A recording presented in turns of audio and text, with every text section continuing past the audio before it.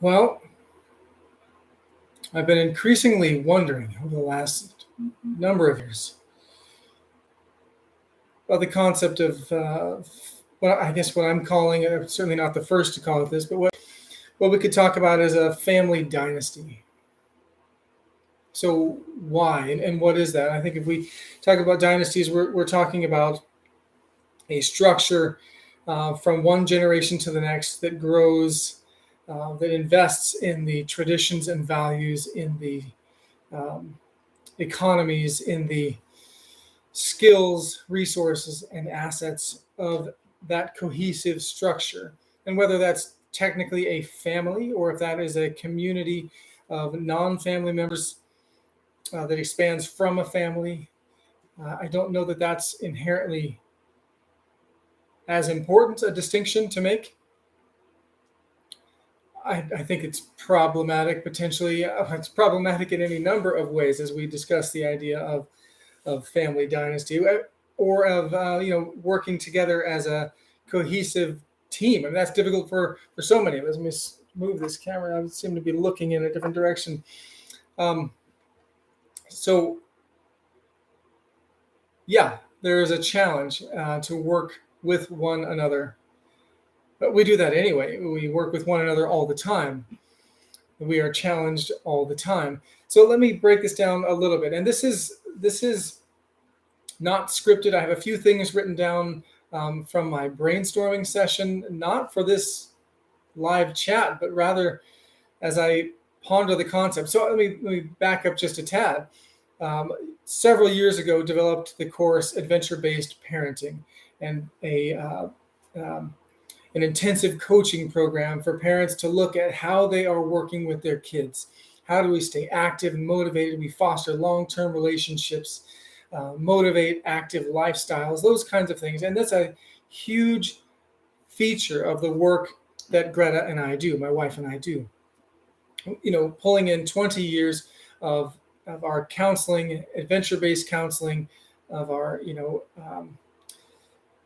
human work that we've been doing in relationships.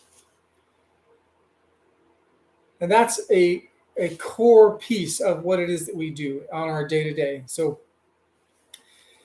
adventure-based parenting was a bite-sized chunk, albeit it's a 12-week curriculum. There's a ton to it. And for those who had the opportunity to go through it and become part of our story, we become part of theirs. It's a lot to work on. And that said, even as we were developing the adventure-based parenting curriculum through the Backcountry Professor, at the same time, we were also crunching on this other idea of family dynasty. And one seemed to be a bit more doable in the short-term conversation, a bit more doable for families to kind of work through a curriculum and then be done with that and kind of keep practicing on that curriculum. So in that sense, the adventure-based parenting is very much an aspect of this larger picture that we want to be sharing. The family dynasty conversation was a conversation, and still is, that was happening at that time and is very much a work in progress. And it's such a large project that it has taken a back burner to so many other things: the farm, growth of the vineyard, the move from Alaska to Oregon, to Backcountry Professor's adventure-based parenting course, my own clinical work and teaching, university teaching. So it didn't seem like something I could just quickly throw together. There's way too much to it. And to be honest, there are other professionals that I need to bring in to assist in the depth and breadth of the program, of the topics and concepts. So all that to say, there's a lot to the conversation of family dynasty. Let me break down a little bit on some of what I've written. So the idea is to create stability through generational participation, to insulate the family and the broader community from external controls through the consolidation of resources. And those resources would be capital, knowledge, physical assets, and intellectual property, real estate, the community itself as an asset, a strong, vibrant, cohesive community. so that the family and that dynasty, that community is able to navigate the shifting um, and always turbulent times, but in times where that's even greater, even more shift, there's a stability and a security and a connection to withstand on the first part, to withstand the storms of political strife, but not just to withstand as a defensive position, as a drawing back, but actually to engage into culture, but not from a position of need, but from a position of plenty. So the idea is to look at those successful and absolutely the unsuccessful examples from both the past and the present, and to offer advice and coaching to develop this new movement for those of like minds, and developing this network of family dynasties, truthfully, around the world, in our global connected world, for as long as we are connected, allowed to connect. A key value in this idea of family dynasty is in consolidating power to the family rather than to governments. Secondary to that is enabling families to provide stability within their communities, and in so doing, to provide stability on regional, national, and global scales. So the idea really is to look into, let me switch over a little bit. And this is, once again, brainstorm kind of thing. So I want people to email me. Here's my personal email. It's backcountryprof, P-R-O-F, backcountryprof@gmail.com. That's my email. So if there are any bots on this, that you've found me. For the rest of us, actual humans who are actually looking to have a real conversation, zip me an email, backcountryprof@gmail.com. Because I don't have all the answers to this. I do have access to a ton of folks with great knowledge. We have been investing in this idea of family dynasty on our own, not talking about it much, and investing, engaging, learning, and growing. I'd love to share more of that with you. And in truth, I'd love to learn more about it from you. So some of the ideas, talking about the rationale, you've got to have an important and impactful why. Why would a person break from the herd? I think the answers there are fairly self-evident, but you do need to have those answers. You need to have them, and they need to be deep. They need to be powerful. Everything is drawing you to follow the herd, to do as you're told. Unless your eyes are open, unless your ears can hear the clamor around you.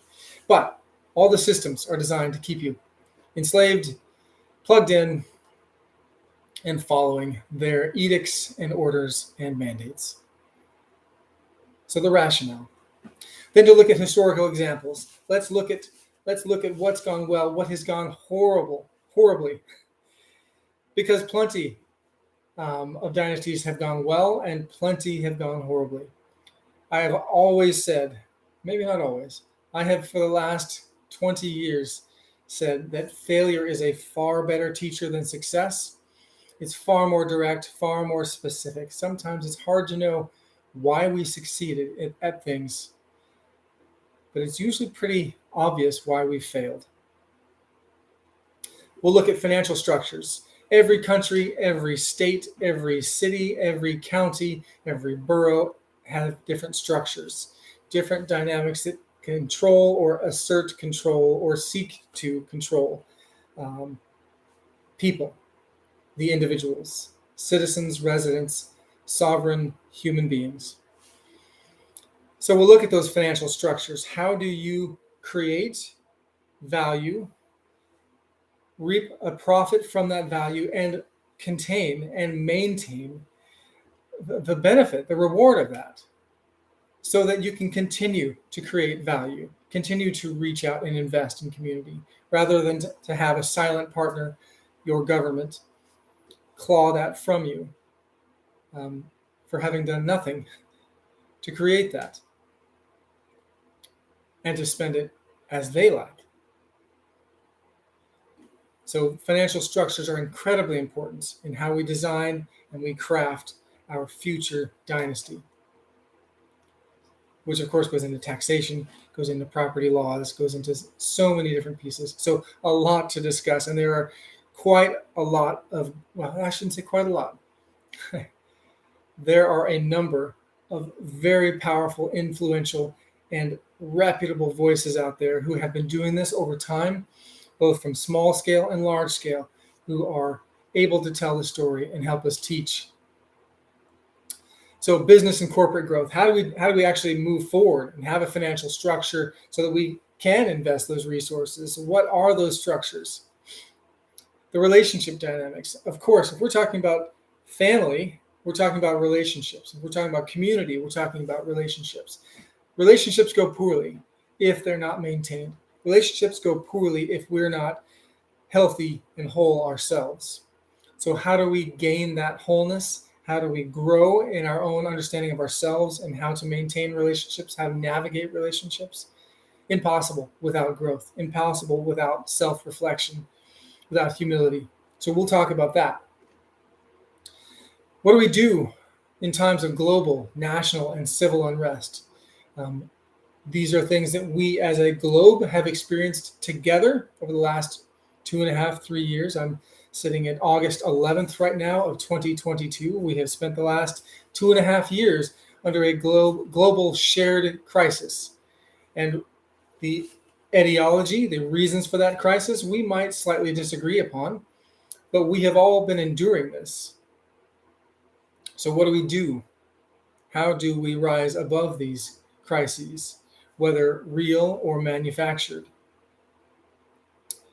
How do we look at sustainability and survivability? So how do we sustain, whether it is our income, our job, how do we sustain things on a much simpler level, looking at Maslow's hierarchy of needs, food, shelter, water?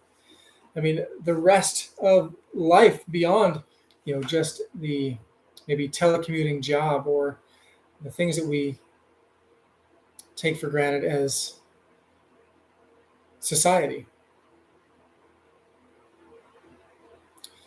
What about food? Do we grow it? Do we buy it? If we can't buy it, how do we get it? How do we not just scratch out a basic survival, but how do we thrive as global economies, as local supplies dwindle or are taken from us? How do we maintain free trade or establish means of trade? How do we deal with marriage, family?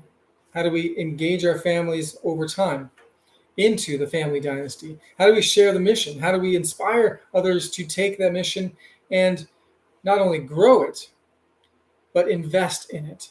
And I don't just mean financial, but of course financially, but more importantly, ideologically.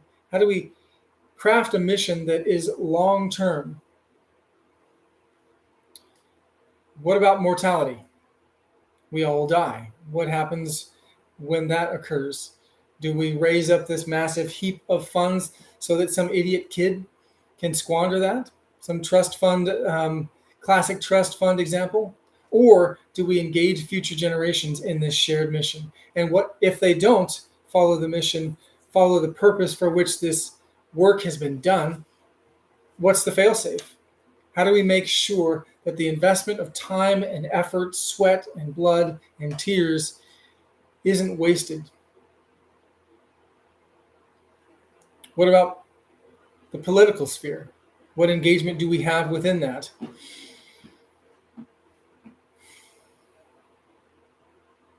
So these are the questions that I've begun with. There are certainly a number more that we need to discuss. And I wonder, what are the questions that you bring into this? I mean, are we living in a time when we can trust the leaders around us?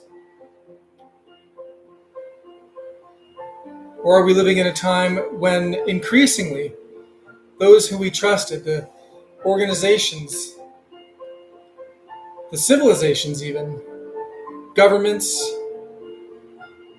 and positions of power are no longer representative of us? I think there's far more in common for most of us around the world, especially as we see the elites rise in power and to dominate us. Hopefully, we're starting to wake up and recognize that help isn't coming. We have to create these communities. We have to create the future. And by future, I mean, what do we do now to make sure that that's not closed off to us, that some social credit system doesn't create a horror of our future?